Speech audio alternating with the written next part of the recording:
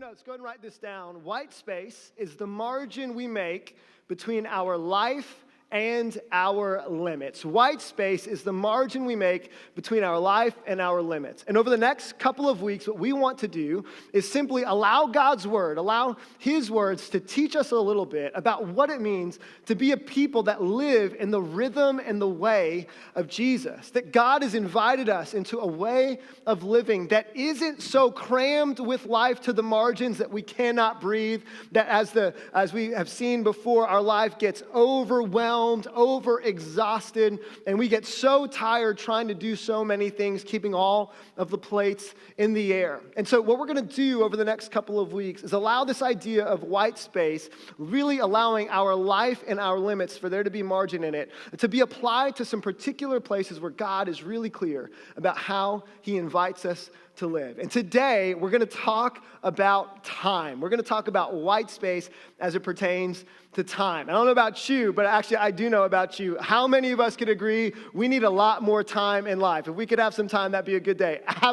Absolutely, right? I mean, how many Halloween parties can one person go to in 36 hours, you know? I mean, it's like 52 of the available options here in Lake Nona. It's like Spooktacular, Spook Nona, the spooky neighbor that's next door. I mean, all of these different ways in which we are invited to be involved in so many things. And if we're honest, our calendars can get so packed, maybe with good intentions, that we end up going to bed exhausted. We end up snapping at our friends or at our family, and we wake up thinking, why do I have so many things on my plate? White space today is going to be this. White space with our time involves this: creating margin between our capacity and our calendar. Creating margin between our capacity and our calendar. We'll learn over the next few weeks that white space is choosing to say no to what we could do to focus on what we should do. So today, what I want to do is ask this question: how do we find time for what matters most in a world filled with more things to do than time to do them? Because we can all agree that there are more things to do than there is time to do it. And we recognize this. When we say things like, hey, I'm going to be 15 minutes late, I'm going to have to leave early. I'm going to have to be 15 minutes late, I'm going to have to leave early. I'm going to need to be 15 minutes late, we're going to have to leave early. Because when we look at our calendar, there are so many things on it. There are so many realities in front of us that we end up finding ourselves in the midst of a meaningful conversation with someone thinking about the next thing we need to do. If you've ever been in this place where you've said, yeah, absolutely, I'm with you, I understand, in a conversation, and you realize you have no idea what the person has been saying to you for the last few moments, you are a person who needs white space. And I'm not going to come to you today kind of with this attitude or perspective saying, here's how you ought to live your life, because to be honest with you, we all have different capacities.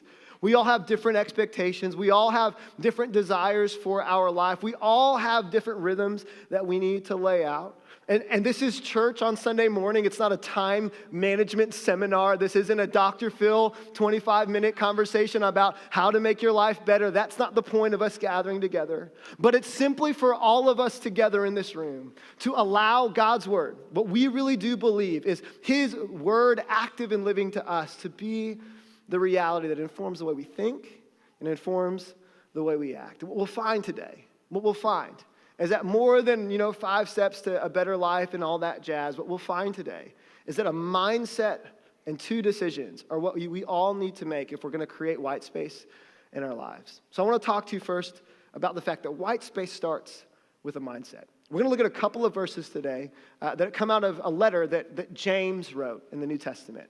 And here's what I love about James. If you're not a follower of Jesus, or maybe you're skeptical about faith in general, maybe you're not sure what to do with the Bible, what I love about James is that James is somebody who all of us can rally around for a variety of reasons. One of them is that James himself was a skeptic. James was the little brother of Jesus. That was how he grew up, but he did not believe that his brother Jesus was the Savior of the world until after he saw his dead brother resurrected. James goes on to be one of the early leaders of the church, but James grew up with a degree of resentment towards his big brother. I mean, this is a great question for all of us to ask as we wrestle down whether or not Jesus is who he says he is. What would it take for you to believe, or for your older sibling to convince you that he was the Son of God? It would probably take a resurrection. I mean, I could imagine James's frustration growing up as a kid. You know, he goes to synagogue, Sunday school, gets one question right, and Jesus is like, yeah, I wrote the whole thing. You know, like, that's not fair. Like, he goes, you know, to get his first swimming lesson in. He finally takes off, you know, his little, you know, rubber swimmies, and he starts swimming. He learns how to swim, and Jesus is over here walking on water. I mean, it's just a crazy situation to grow up being Jesus's little brother. I mean, it's the only time in all of parenting where it's okay for a parent to look at the younger siblings and say, why can't you be like your older brother? I mean, that's the only place that's ever okay to happen. And this is the situation in the context in which we find James, is that James was a real person who lived as a little brother of Jesus, who did not follow Jesus or believe him to be the Savior of the world until he saw his brother resurrected. And in fact, James would die a terrible death later on, not teaching that Jesus had some good things to say or that Jesus was a good teacher, but saying and believing without a shadow of a doubt that his brother defeated death and resurrected. He was killed for what he saw. And so in James chapter 4, James lays out some really practical words for us around time that I think are so important if we're going to be people that create white space in our calendars. And this is what he says. He says, "Come now, you who say, today or tomorrow, we will go into such and such a town and spend a year there and trade and make profit. Yet you do not know what tomorrow will bring." What is your life? James kind of speaking to an audience who's receiving his letter thousands of years ago, but he's speaking to us today as well, saying, come you who make plans about how you're going to spend your life, which is all of us, right? I mean, all of us, when we're, 8 years old, somebody comes to us in school. We've got to fill out a little form. What are you going to be when you grow up? My answer was NBA basketball player. That was what I was going to be, right? Didn't have any vision of doing what I'm doing now, right? The vision was to be the next Michael Jordan, who is the greatest player of all time. There is no debate, all right? That's what I wanted to be when I grew up. That was what I was planning to be. All of us made plans about where we would be, who we would be, what job we would have, who we would marry. It was going to be Jennifer Lopez for me. Like, that's who I thought when I was a little kid, right? I had all these visions and pictures, and then life actually happens, right? How many of us would agree, just a head nod, that you made a plan one time that you thought life was going to look a certain way, and it didn't exactly turn out the way you thought it was going to, right? Yeah, of course. This is what James is saying. Come now, all of us who make plans about how our life is going to be. He makes a statement that we all know, but that we need to remember. You don't know what tomorrow will bring. I mean, many of us are not doing what we thought we would be doing when we were 8. In fact, many of us are not doing what we thought we would be doing when we were 18. And some of us are not doing what we thought we would be doing 8 weeks ago because of a change that has happened in our life that we did not foresee, could not have planned for, and did not expect. And James is saying, you don't know what tomorrow's going to hold. You don't know when the phone call is going to come that's going to radically change your life. You don't know when the next recession is going to hit and the job that you thought you were an invaluable member of, and part of the company is going to say, we don't have room for you anymore. You don't know when that is going to happen. You cannot foolproof your life because you do not know what is around the corner. Then he asks the question, what? What is your life? And what he's about to say is one of the most sobering but true things that many of us know but many of us forget. And it's the mindset I think we need to have if we're going to be people that live with white space. He says this, for you You are a mist that appears for a little time and then vanishes. You're a mist that appears for a little time and then vanishes. Sobering, isn't it, to think about? That what we think is a long life in the eyes of God, in the eyes of eternity, it's a mist. I remember growing up as a little kid thinking, I can't wait till I can become an adult and drive. And now I never want to drive. I remember hitting my teens being like, I can't wait till I can go to college and take the classes that I want. And then I got to college and said, I can't wait till I can become an adult and not go to college. And then I became an adult and said, I can't wait until I can have my own house. And then I got a house. And then I said, I can't wait until I can pay the house off. And then I started, with that reality. And then I said, I can't wait till I could go back to college. And then I thought, man, I wish I could go back to nap time when I was 8. And then, what I'm saying? Can I become Benjamin Button, right? Like that's what ends up happening. Because life, this is the mindset we all need to have. Life, write this down, life is shorter than I think. In fact, I want you to say this to me out loud on the count of 3 so we can all just own it and weep together. Okay, 1, 2, 3. My life is shorter than I think. One more time. My life is shorter than I think. It's true. And this is nothing that you don't know. But it's something that I think we need to be reminded of. This is why James writes it. Come now, you who think we're going to move to this place, and we're going to have this house, and we're going to have X amount of kids, and we're going to live in this neighborhood, and I'm going to be, executive by this age, and we're going to make this amount of money by this time, and then we're going to go on these trips, and our life is going to be exactly the way that I planned it out to be. Come now, you who think that's the way that life works. You don't know what tomorrow is going to bring. What is your life? It's a mist. It's here today. It's gone tomorrow. Moses writes in Psalm 90, I think such a powerful word. He says this, teach us to number our days that we may gain a heart of wisdom. See, the wisest people I know are people that recognize that their life is short. The wisest people I know are people who acknowledge the reality that everything is temporary, nothing is guaranteed, and a phone call could change the trajectory of your life in a moment. The wisest people are the ones who recognize that God is actually the one who's control of our days, and He's the one who determines how long we have. And if our time is limited, we have to be people that learn how to limit our time. So how do we do that?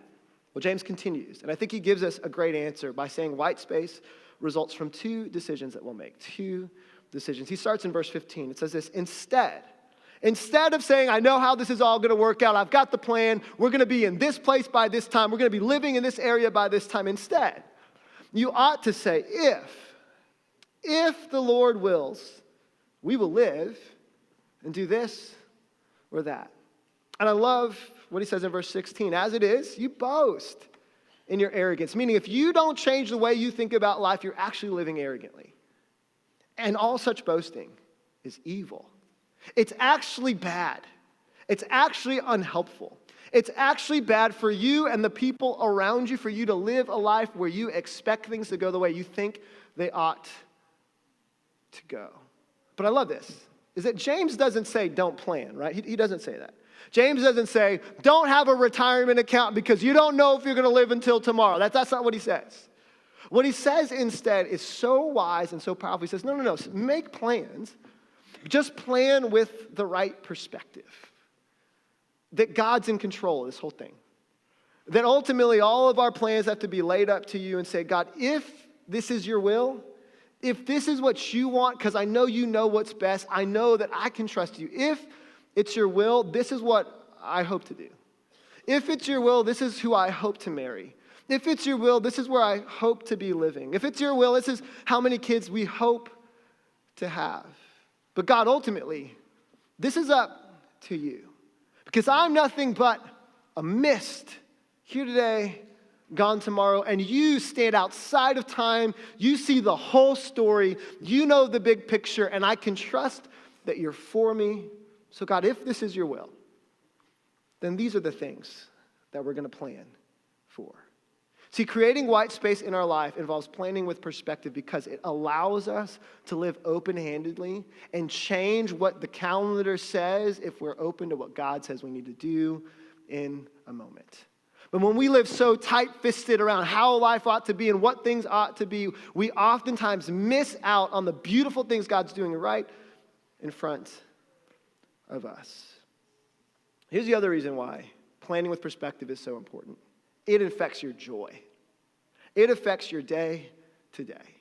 I don't know how many times I could have conversations, or do end up having conversations rather, with people that are living in a place of disappointment and anger and frustration with God because he has not given them what they thought they should deserve by the time that they thought they would have it. The reality is that for many of us, the reason why we live with so much disappointment is because we made a plan for our life, but we did not say, if the Lord wills it. We just said, this is the way it ought to be because I'm a good person and I should get what I want when I want it. Yesterday, I took my family to a fall festival. Like, that's a thing, right? Where you go outside and wander around corn mazes. And the whole time I'm thinking, is this how you get ticks? Like, I had no fun at all right? It's like, I don't get it. It's like, let's go ride a tractor. I was like, no, let's just pay people who work on tractors to get our food. Like, I don't want to know where my food comes from. I just want to enjoy it, you know? Like, not about that. Like, let's go take pictures in front of pumpkins. No, let's eat pumpkin pie. Like, that's the way that I think about the world. So we go to this farm ranch thing that's like an hour away. It's hot outside. Everyone's wearing flannel because we're trying to make it fall, you know? It's like all that kind of stuff. Everybody's sweating in their flannel because it's still 80 degrees outside Florida. Walking around, you know. And I mean, it was pretty cool for my kids. They had a good time, you know, like they went through the corn maze. You know, they got on this little, you know, choo-choo train thing. That was cool. They jumped in a corn box. Anybody know what a corn box is? It's a box of corn. Exactly. Yeah. I mean, we pay for things like that, right? And so we went to this thing as well. We go through all of these different things. We have barbecue. That was a really good part. We had barbecue funnel cake, you know. The highlight of my day was that I had a strawberry shortcake milkshake that was delicious. And then my kids asked me to share, and I said, no, I'm a grown man. Get your own, you know, that whole thing. Okay, calm down. Don't judge me as a parent. I shared one sip with each of them, but I monitored how much it was because I care about their sugar intake. That's the reason why, all right? And so we do all of these things, right? And the last thing that was there, right? Kids are having a great time, was this hayride. That was a 20-minute wait. And I'm not waiting in 20 minutes in flannel in a 1,000,000-degree Florida weather to go on a ride. Like, unless it's like a ride at Avatar at Disney, like, I'm not waiting that long, right? If I can't fast pass it, we're not doing it, all right? So we ended up not going on that ride. And one of my kids, like, had this emotional breakdown. Like, we can't go on the hayride. Looking at me like I'm this horrible father that has deprived them of all good things. And I wanted to be like, do you know how much I paid admission on this thing? I gave you a double sip of my strawberry shortcake milkshake, you know, all this stuff. I mean, I didn't say that, but here's what I did say. Here's what I did say. You have a decision to either be grateful for all of the fun things that you got to do or focus on the one thing you didn't get, that you didn't even know was an option until you got there. And I think so many of us, if we're honest with our lives, are living lives of disappointment because we are focusing in on what we do not have instead of all of the good things that God has given us. That God has taken us to the farm. And he said, you can play on all of these things. In fact, I've designed a life for you that is full of flourishing. And actually, the reason why you aren't getting the thing that you want is because I know what is best for you. And it's actually for your good. So many of us cram our life to the margins with as many things as we can possibly do, with as many activities as possible, reaching out and searching and looking for this sense of validation instead of realizing that God has already given it to us. We don't have to stop. We don't have to chase anymore. We don't have to pursue the next thing because God is enough. And he's given us so much. But James continues on. And he says this, so whoever knows the right thing to do and fails to do it, for him it is sin. And I love this because I've studied this text my whole life. And I think for the first time this week, I saw a nuance to it that I think is so important for us to catch. The text is absolutely saying that for those of us that know the right thing to do and choose not to do it, we're rebelling against God, absolutely. But I love the inclusion of the phrase here. So whoever knows the right thing to do and fails to do it, for him it is sin. Here's what James is getting at that I think is so important. And it also points to God's heart for you, God's care for you, and that God's actually for you and your flourishing. He says this, for him it is sin, meaning that sin is not something that just offends God, but sin is actually something that hurts us as well. And that in light of the fact that life really is a mist, here today and gone tomorrow, when you and I delay the things that we know we ought to do, it not only offends God, but it hurts us. Because it's another day wasted that we cannot get back. Decision number 2 is this: I will not delay what I know I need to do. See, some of us, we're delaying forgiveness that we need to give. Because that forgiveness that we are choosing not to give, that grudge that we are holding on to, is actually hurting us more than God wants us to be hurt.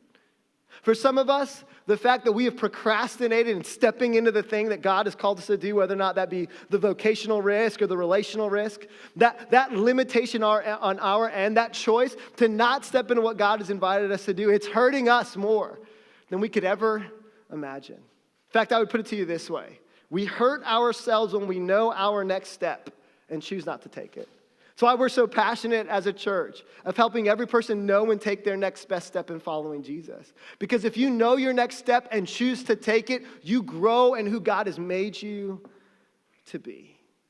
And what James lays out in chapter 4, verses 13 through 17, this mindset of acknowledging life is short, these decisions that we have to make, we need to choose in to the reality of acknowledging, let's plan, but let's plan in light of the fact that God's in control. And let's actually, with humility, approach him. Let's choose gratitude instead of disappointment.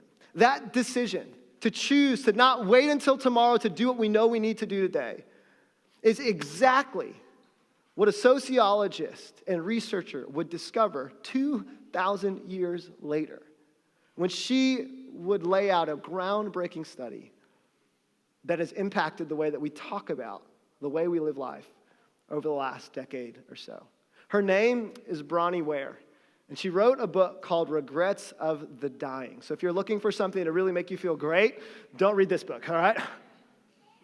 Bronnie Ware is an incredible woman. She researched for a few years hundreds of people who she got to spend time with who were in palliative and hospice care, who were basically within the 12-week window of them coming to the end of their life. So these people would go to a particular home where she was, and they would spend, and she would spend, the last 12 weeks with people over and over and over and over again as they were saying their goodbyes. And she began to do research. And she began to ask these patients the same questions over and over and over again. And some themes began to pop up. And here's what I want to do over the next couple of minutes. I want to show you what her research came to bear. And here's the reason why I want you to see it. It's because I want to give you the opportunity to do something that oftentimes we don't get to do because our life is so packed. Because we have so much stuff filling us from the margins. We don't take time to ponder our temporality. We don't take time to ponder our mortality. And what I want to do is show you the things that Bronnie discovered were the common realities that people at the end of their life all regretted. I want us all to fast forward to the last 12 weeks of our life. And then hopefully as we see these regrets, make decisions today that will allow us not to have them then. Here's the third one. We're going to go from third to most common. Here's the third one that people said. People said, I wish I'd had the courage to express my feelings. Look what she writes. Many people suppress their feelings in order to keep peace with others. As a result, they settled for a mediocre existence and never became who they were truly capable of becoming. Look at this last line. Many developed illnesses relating to the bitterness and resentment they carried as a result. That for a large amount of people at the end of their life, looking back, they felt the weight of the fact that they did not speak up and were not honest with the people around them about how they really felt. And I think that's true in a variety of ways. That people didn't enter into the conflict that needed to have with people to actually build a good relationship. They had fake friendship, fake relationships with their families, and as a result of that, felt incredibly alone. But then there were also people who did not say I love you enough to their kids and wish that they could have said I love you to their children and to their spouses or to their friends. And maybe for some of us in the room, this is the thing that should hit us like a ton of bricks. I mean, we're working really hard to provide for our families. We're working really hard to pursue a future, but have we said I love you to the people we love the most? Have we had the courage to honestly express our feelings, even if no one ever taught us to do it? Have we tried in some way to live a life where we're honest about the way that we feel? That was the third most common regret. Here's the second most common regret. I wish I hadn't worked so hard. Now, what I'm about to put up on the screen is a quote from Bronnie Ware, and men, I want you to pay attention to it, because when I read it, I began to weep. Here's what it says. This came from every, not some, but every male patient that I nursed. They missed their children's youth and their partner's companionship. All of the men I nursed deeply regretted spending so much of their lives on the treadmill of a work existence. So I don't do this often, but I'm going to do this. We're going to have a sermon in a sermon. Men, I want you to look at me if you can real quick. Every eye, men. I'm going to say some hard things to you, okay? But I say them out of love. You are replaceable. You are not invaluable to your company or to your organization. I am replaceable. Anyone can pastor this church. But no one can be the husband to my wife except for me. No one can be the father to my kids except for me. There will be a day when you will not be the hot shot in your business anymore. That a younger, smarter, sharper, better version of you will come along and will replace you. There will be a day when all of the money that we have made, all of the titles we have accumulated, and all of the things that we have purchased will go into the ground and will burn.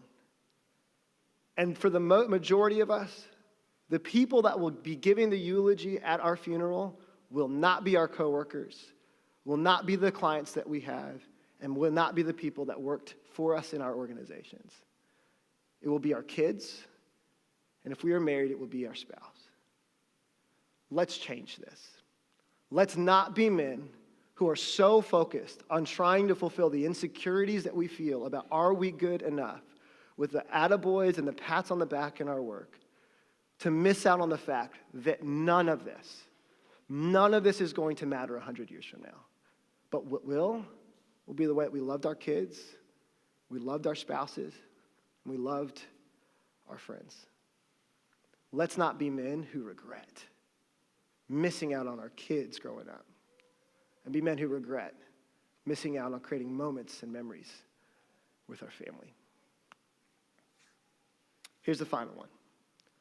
I wish I'd had the courage to live a life true to myself, not the life others expected of me. This was the greatest regret. This was the one that pretty much everyone felt, whether or not they were a man or a woman. This was the one everyone felt, whether or not they had lived a long time or lived a short time.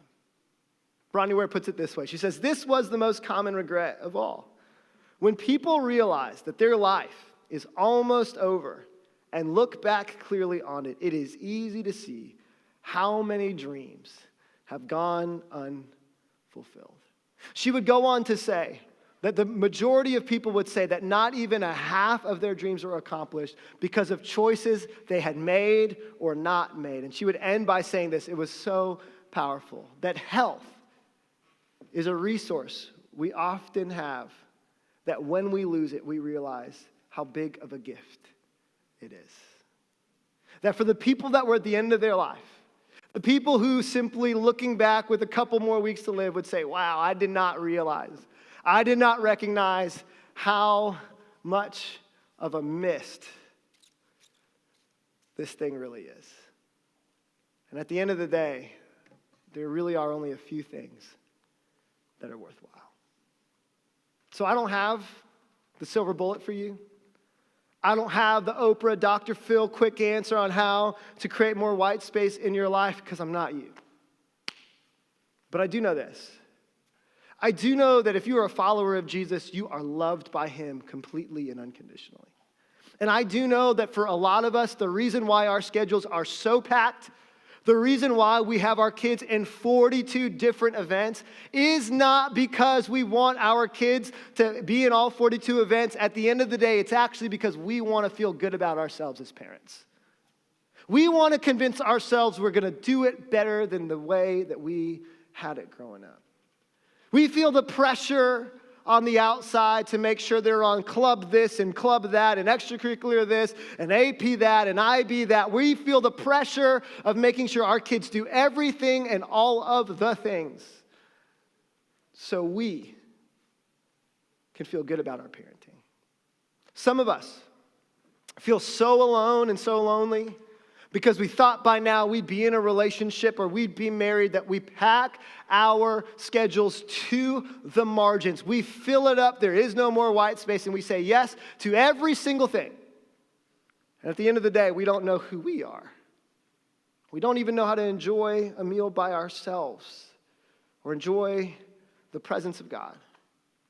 Some of us are so afraid of the broken marriage that we have that's the reason why we're out at the office so late.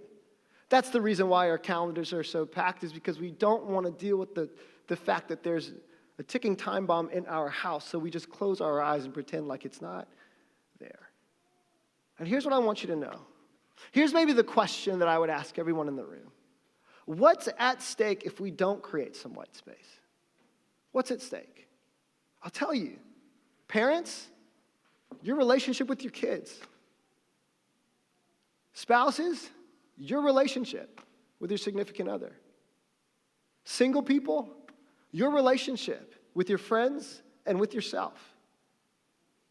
Businessmen, your ability to be able to live a life that's healthy. Your physical and mental health is on the line here. Businessmen and businesswomen. What's at stake if we don't create some white space? The answer is everything. Because God did not make us to live life to the margins. God made us to live life with white space. And I don't know where you need white space, but I do know that you need God's help if you're going to create it. So here's what I want you to do if you can. I want everyone to pull out their bulletin, and inside their bulletin, you're going to find an insert. And I want you to look at that insert for the next few moments if you can. Because in that insert, this is what I want you to do, is the takeaway from today's message. You notice that there's a plus sign. And I want you to ask this question. What is it that I need to start doing? Some of us need to start doing something. For some of us, it's like, I need to start exercising because I'm not taking care of my body. I need to start going to community group because I need real relationships. And I need to start creating margin for that. The next one is a minus sign. And this one I think is really important. What do I need to stop doing? For some of us, the where do I need to stop investing time is more so a who. Like there are some people and some relationships you need to let go of, and you need to feel the freedom to do that because these relationships are draining your soul, and God did not call you to be a part of them, but you're still involved in them because you feel some degree that if you walk away, you're going to feel some guilt that isn't from the Lord. Some of you, and me included, we need to stop being on social media, living our lives vicariously through the lives of others, wishing we had their marriage, their kids, their house, and their vacations. And we just need to cut it out and stop for a season of time. For some of us, the question is, what do I need to spend more time investing in? Because there's something you've already started doing that's been good and life-giving, and maybe you need to put more of your chips there and be more involved there. And for some of us, the question is, what do I need to start doing less? And here's what I want you to do. I want you to fill out that card. I want you to fill it out. I want you to talk with somebody who loves you and somebody that you love about the things that are on that card. And then here's what I want you to do at community group. I want you, if you're in a community group, to bring these cards to group, and I want you to spend the first few minutes of group time this week simply talking about the things that are on that card. And then this is what I want you to do. I want you, as you've gone through that list, I want you then to look at your calendar. And then I want you to start making decisions on your calendar start making decisions on your calendar as you prioritize based upon what you wrote on this card. Hey, I need to start doing this. Okay, I need to stop doing this. I need to start investing more here. I need to stop investing. I need to invest less there. And here's what I think you're going to find. I think you're going to find that you're going to do less things, and you're going to do more of the things that actually matter. I think some of us may not go to as many holiday parties as we originally planned on going to because we quickly realize that the amount of holiday parties we attend is not going to be something that affects us for all of eternity. I think some of us might look at our kids' calendar and schedule and say, hey, we're going to prioritize these things, and we're going to say no to these things. I think some of us might come to the conclusion, you know what, I really don't need to take that business trip, or I need to have that boundary-making conversation with my boss because the holidays are going to be busy for us, and the last thing we want to do is be living a life where we are involved in a lot of activity but don't get to enjoy the people that we're doing those activities with. So let's be a people that take God's invitation, the way of Jesus, seriously, and be a people who say, God, I completely am loved by you. God, I know that the time that I have on this earth, it's short. But I know that my life is also long because if I'm with you, I have all of eternity to experience the things that my heart desires. And let's start living lives that are not defined by being filled to the margins, overtired, exhausted, and irritated at the people we love. And let's allow ourselves to live in the freedom and the permission God's already given us.